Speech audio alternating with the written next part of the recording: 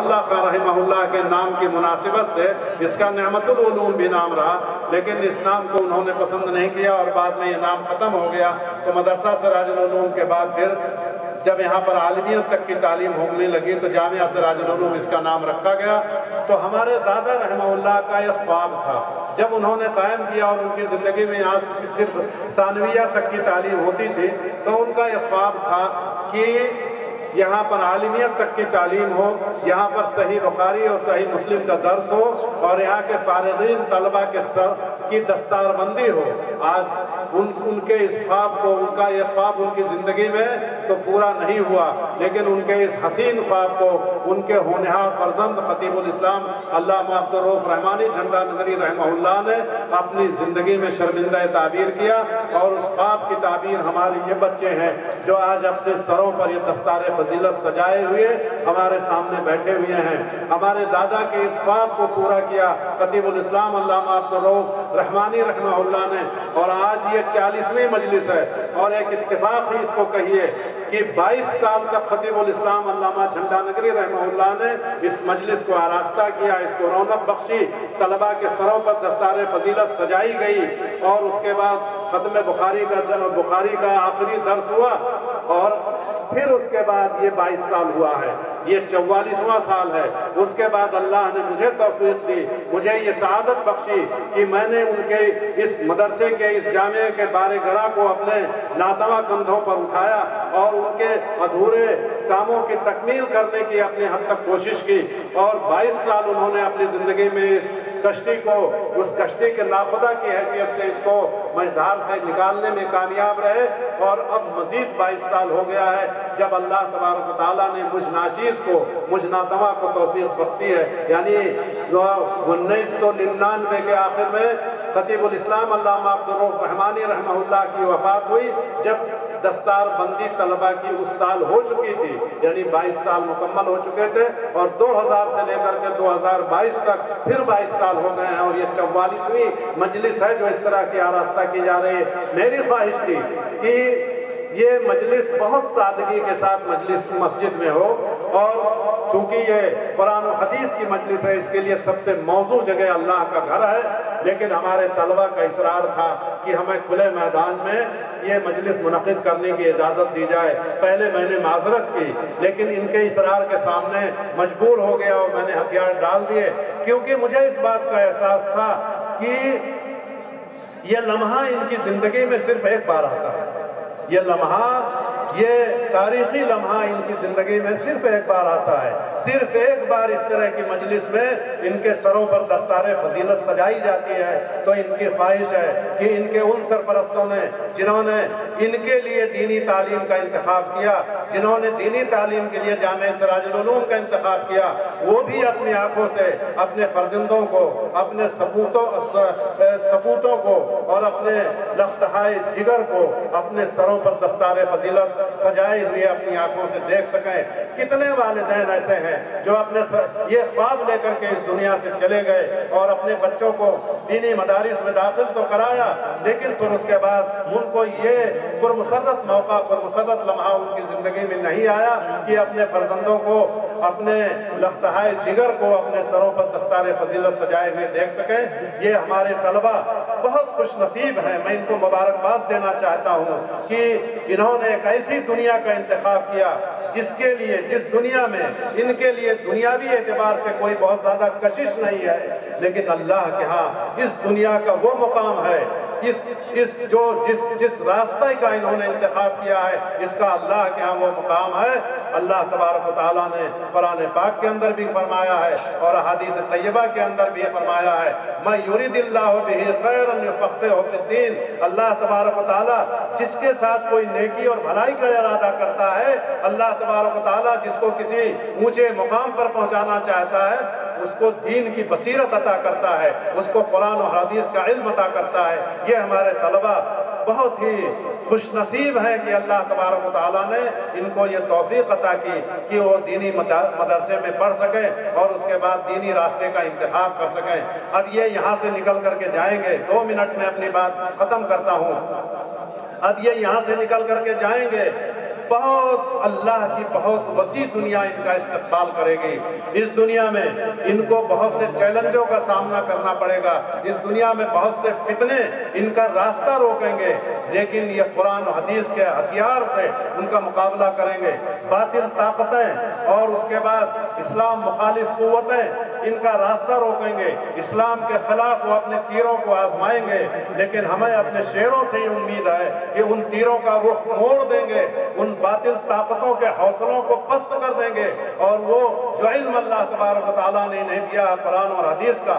وہ اس علم کے ذریعے سے باطل طاقتوں کے باطل افکار کا یہ مقابلہ کرنے میں کامیاب رہیں گے، باطل چیلنجوں کا مقابلہ کرنے میں کامیاب رہیں گے. یہ اللہ تبارک و تعالیٰ کا ان کے اوپر احسان ہے کہ اللہ نے ان کو اس علم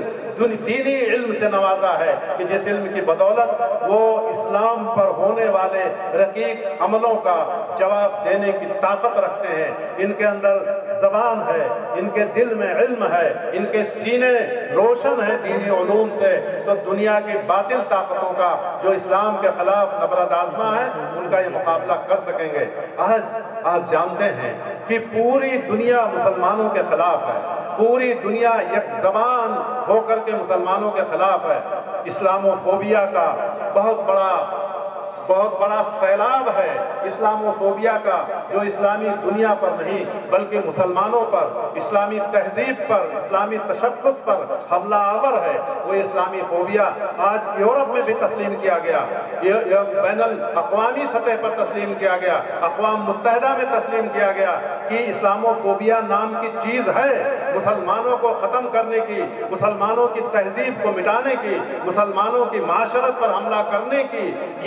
یہ سازش ہے. مسلمانوں کو اس سازش کا مقابلہ کرنا ہے، ہمیں ہاتھ سے مقابلہ نہیں کرنا ہے. وہ زمانہ چلا گیا، تیروں اور تلواروں سے حملے کا مقابلہ کرنے کا زمانہ نہیں ہے، بلکہ زمانہ آیا ہے کہ آپ اپنے علم کے ذریعے سے ان کو منہ توڑ جواب دیں. تو یہ ہمارے علماء ہی اس لائق ہیں کہ جب اسلام کے اوپر کوئی حملہ ہو تو اس کا مقابلہ کر سکتے ہیں. یہ حدیث کا علم ایسے نہیں آ گیا، حدیث کی کتابیں ایسے نہیں آ گئیں، حدیث کے علوم و معارف کے خزانے اسی طرح سے نہیں آ گئے، بلکہ ہمارے ائمہ دین نے، ہمارے علماء دین نے، ہمارے محدثین نے اتنی زیادہ محنت کی ہے ایک ایک حدیث کو حاصل کرنے کے لیے، ایک ایک حدیث کی حفاظت کرنے کے لیے، کہ انہوں نے اپنے جسم و جان کی بازی لگا دی ایک ایک حدیث کو حاصل کرنے کے لیے، ایک ایک حدیث کی صحت اور ذوق کو پرکھنے کے لیے. اور انہوں نے ایک ایسا علم ایجاد کیا جس کو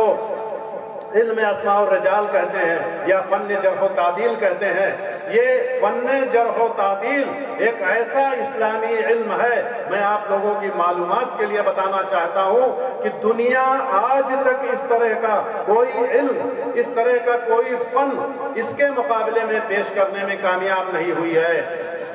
ایک جرمن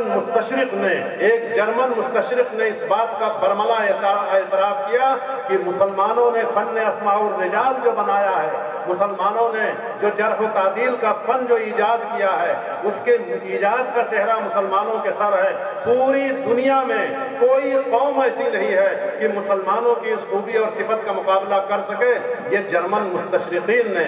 اور برطانیہ کے بڑے بڑے دانشوروں نے اس بات کا اعتراف کیا ہے. تو فن اسماء الرجال کے مقابلے میں آج بھی نہیں، دنیا میں کوئی فن اس طرح کا موجود نہیں ہے. 5 لاکھ رواتے حدیث کے، 5 لاکھ راویان حدیث کے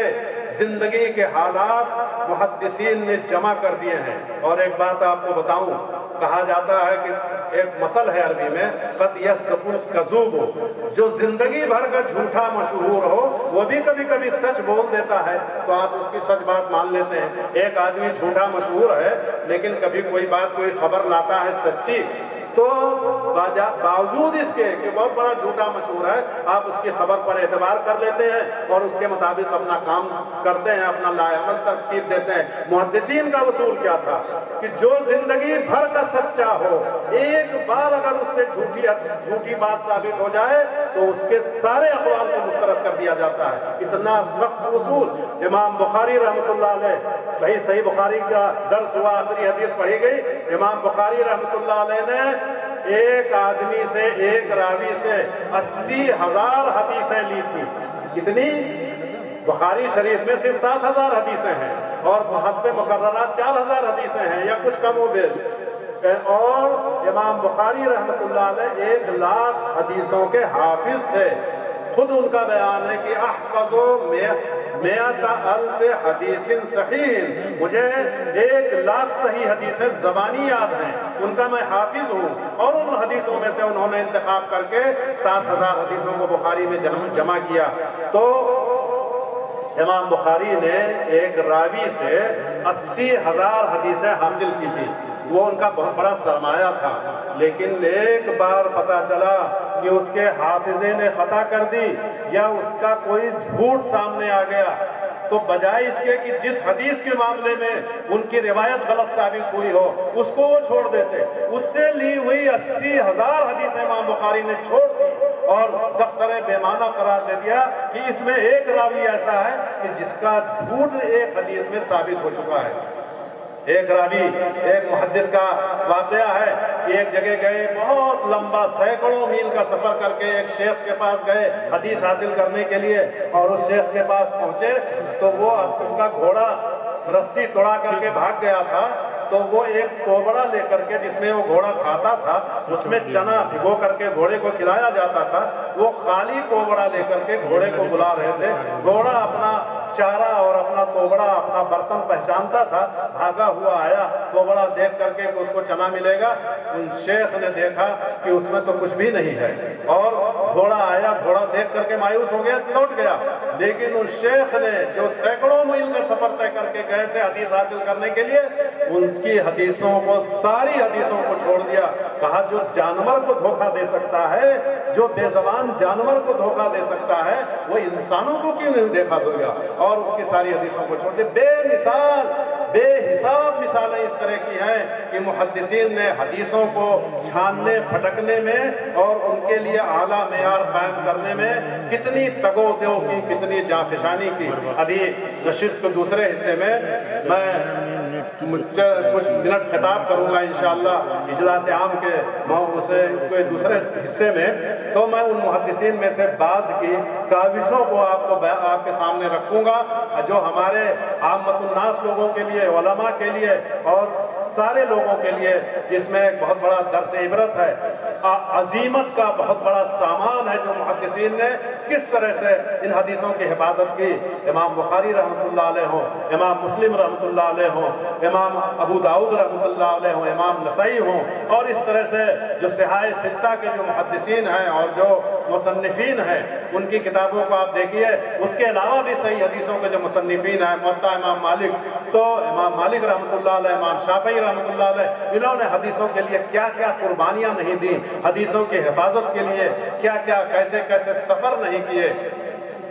میرا جی چاہتا ہے کہ مولانا الطاف حسین حالی نے جو ان محدثین کی کاوشوں کے بارے میں جو مشہور نظم اپنی کہی ہے، جو مد و جزر اسلام کا حصہ ہے، سر سید احمد خان نے علامہ الطاف حسین حالی سے درخواست کی کہ آپ بہت بڑے شاعر ہیں، آپ اپنے اشعار میں اسلام کے مد و جزر کی تصویر کشی کر دیجیے کہ اسلام کب آیا اور کن حالات میں آیا، اور اس کے بعد اسلام کس طرح سے اس کو فروغ ملا، دنیا میں کیسے پھیلا، اس کی نشر و اشاعت ہوئی، اور اس کے بعد مسلمانوں نے جب اسلام سے اپنا رشتہ کمزور کر لیا تو اسلام کو زوال کیسے آیا. اسلام کے عروج و زوال کی داستان، اسلام کے مد و جزر کی داستان آپ لکھ ڈالیے. تو انہوں نے مسدس لکھی جو مسدس حالی کے نام سے بھی مشہور ہے اور مد و جزر اسلام کے نام سے بھی مشہور ہے. تو اس میں ایک قطع، ایک حصہ اس کا یہ تھا جس میں انہوں نے کہا، گروہ ایک جویا تھا علم نبی کا، گروہ ایک جویا تھا علم نبی کا، لگایا پتہ جس نے ہر مفتری کا. اور آگے انہوں نے کہا، انہوں نے محدثین کی کاوشوں کا بیان کیا اور کہا کہ کیے جرح و تعدیل کے وضع قانون، نہ چھوڑا کوئی باطل کا افسو. اور اس طرح سے انہوں نے سفر کے متعلق کہا تھا کہ انہوں نے کتنے دنیا کے کتنے بڑے رقبے کا سفر کیا. میں نے گزشتہ سال بتایا تھا آپ کو حساب جوڑ کر کے کہ امام بخاری رحمۃ اللہ علیہ نے صرف بخاری تیار کرنے کے لیے اور ان کی حدیثوں کو جمع کرنے کے لیے دنیا کے 18,000 میل کا سفر کیا، 18,000 میل کا پیدل سفر کیا. وہ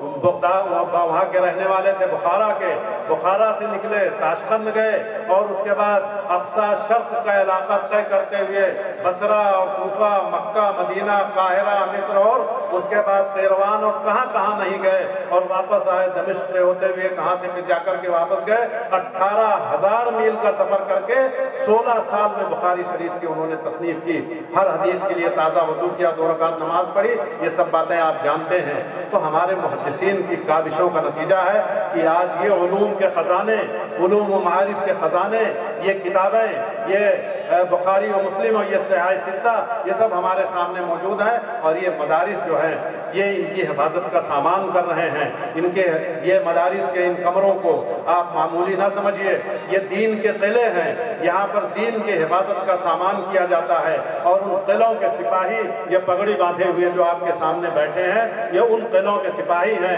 جو دین کے خلاف، دین پر ہونے والے ہر حملے کا جواب اپنے علم کے ذریعے سے دے سکتے ہیں۔ ہمارے ائمہ کرام نے ہر دور میں وہ جواب دیا ہے۔ اللہ تبارک و تعالیٰ سے دعا ہے کہ ہمیں اور آپ کو قرآن پر چلنے کی، حدیث پر عمل کرنے کی اور قرآن و حدیث کو اپنے سینوں سے لگانے کی توفیق عطا فرمائے۔ ہمیں وہ ہمت اور وہ طاقت اور وہ حوصلہ عطا فرمائے کہ ہم دین پر ہونے والے تمام حملوں کا مقابلہ کر سکیں اور باطل طاقتوں کے خواہشات کا گلا گھونٹ سکیں، باطل طاقتوں کو خاک چاٹنے پر مجبور کر سکیں۔ ہم اپنے علم کے ذریعے سے، علم کے ہتھیاروں کے ذریعے سے، قرآن اور حدیث کے ذریعے سے ہم باطل طاقتوں کا مقابلہ کرنے کی اہلیت اور صلاحیت رکھتے ہیں۔ اللہ تبارک و تعالی ہمارے ان طلباء کو مزید علم عطا فرمائے۔ ایک آخری بات کہنا چاہتا ہوں کہ ہمارے اساتذہ کرام نے، ہماری انتظامیہ نے مسلسل کئی برس تک کوشش کی کہ جامعہ اسلامیہ سے ہمارا معادلہ ہمارے جامعہ کا ہو جائے۔ ہمارے اساتذہ نے اپنے اپنے وقت میں کوشش کی۔ ہمارے سابق استاد اس جامعہ کے جو بہت مخلص تھے مولانا عبد المنان رحمہ اللہ، جنہوں نے بہت کوشش کی، ہر وقت میں کوشش کی اور جنہوں نے جامعہ کو سینچنے میں اور اس کو بلندیوں پر لے جانے میں بے انتھک قربانیاں کی اور محنتوں کی کاوشوں کا نتیجہ پھر اس کے بعد ہمارے جامعہ کو ملے ڈاکٹر عبدالغنی الکوفی، تو انہوں نے بھی جامعہ اسلامیہ سے اس کا معادلہ کرانے کے لیے کوشش کی۔ مولانا خورشید صاحب نے اپنے وقت میں کوشش کی، میں نے بھی کئی بار سفر کیا۔ اللہ کا لاکھ لاکھ شکر احسان ہے کہ اسی سال ہم کو خوشخبری مل گئی، وہاں سے یہ بشارت ہم کو مل گئی کہ جامعہ سراج العلوم السلفیہ جھنڈا نگر کا جامعہ اسلامیہ سے معادلہ منظور ہو گیا ہے۔ ہمارے طلبہ کا داخلہ جامعہ اسلامیہ میں پہلے بھی ہوتا تھا خال خال، لیکن اب ہمارے لیے اس کا کوٹا مقرر ہوگا اور اس کے بعد ہمارے طلبہ کا داخلہ وہاں سے بے روک ٹوک ہو سکے گا۔ ہم یہ چاہتے ہیں، میری یہ تمنا ہے کہ ہمارے یہ طلبہ جامعہ اسلامیہ میں پڑھے جا کر کے اور وہاں کے فیض یافتہ کہلائیں، مدنی کہلائیں، مدنی کے لقب سے سرفراز ہوں یا سعودی جامعات میں جا کر کے اعلیٰ علوم حاصل کریں، اپنے علم کی تکمیل کریں اور اس کے بعد جن کو نہ توفیق ہو، جن کے حالات سازگار نہ ہو، جن کو موقع نہ ملے، وہ بہرحال یہاں کے عالم اور فاضل ہیں۔ اب آپ کے سر پر پگڑی تو سجا دی گئی ہے، اب اس پگڑی کی لاج رکھنا آپ کے ہاتھ میں ہے۔ ہم نے،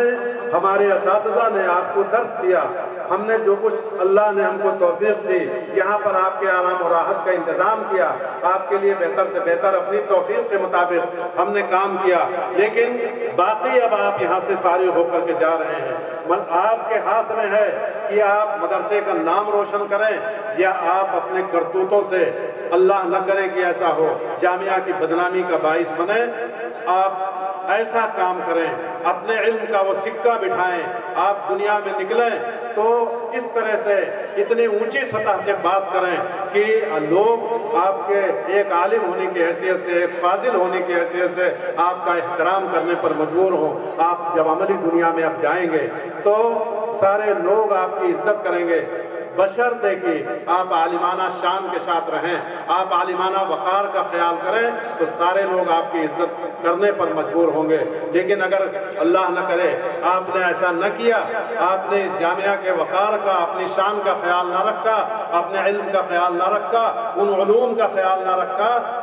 جن سے آپ کا سینہ روشن ہو رہا ہے، تو پھر آگے چل کر کے آپ کے لیے راستہ مشکل ہوگا۔ یہی قوم جو آج آپ کا احترام کرنے کے لیے تیار ہے، یہی قوم آپ کی بے عزتی بھی کر سکتی ہے۔ لوگ کہیں گے یہ دیکھو یہ مولوی صاحب جا رہے ہیں، پگڑی انہوں نے بندھوا لی جامعہ سراج العلوم کے اسٹیج پر جا کر کے، لیکن آج حال یہ ہے کہ ایک وقت کی نماز نہیں پڑھتے ہیں۔ تو ایسا نہ کریں، آپ سماج کے لیے مثالی کردار ادا کریں، آپ اپنے سماج کے لیے مثال بنیں، اپنے اس معاشرے کے لیے مثال بنیں، اور خود اپنی عزت کا سامان کریں اور جامعہ کی تحقیر کا سامان نہ کریں، اپنی عزت کا سامان کریں اور جامعہ کی سربلندی کا سامان کریں۔ اللہ تبارک و تعالیٰ سے میں آپ کو اس موقع پر دل کی گہرائیوں سے مبارکباد دیتا ہوں کہ آپ نے ایک بہت بڑی منزل سر کر لی ہے، ایک علم کا ایک بہت بڑا مقام آپ نے حاصل کر لیا ہے۔ آپ کے وہ اساتذہ جنہوں نے آپ کو زیور علم سے آراستہ کیا ہے، آپ کا فرض ہے کہ ان کو اپنی دعاؤں میں یاد رکھیں، جہاں آپ علم میں ان سے آگے نکل جائیں، لیکن یہ آپ کے استاد ہیں، انہوں نے آپ کو قلم پکڑنا سکھایا ہے۔ آپ ہمیشہ ان کی عزت کریں، کبھی بھولے سے بھی آپ کے دل میں خیال نہ آئے کہ ارے میں تو جامعہ اسلامیہ سے فارغ ہو کر کے آ گیا ہوں، میں نے وہاں کے کلیہ سے درس لیا، یا وہاں سے میں نے ماجسٹر کر لیا، یا وہاں سے میں نے جو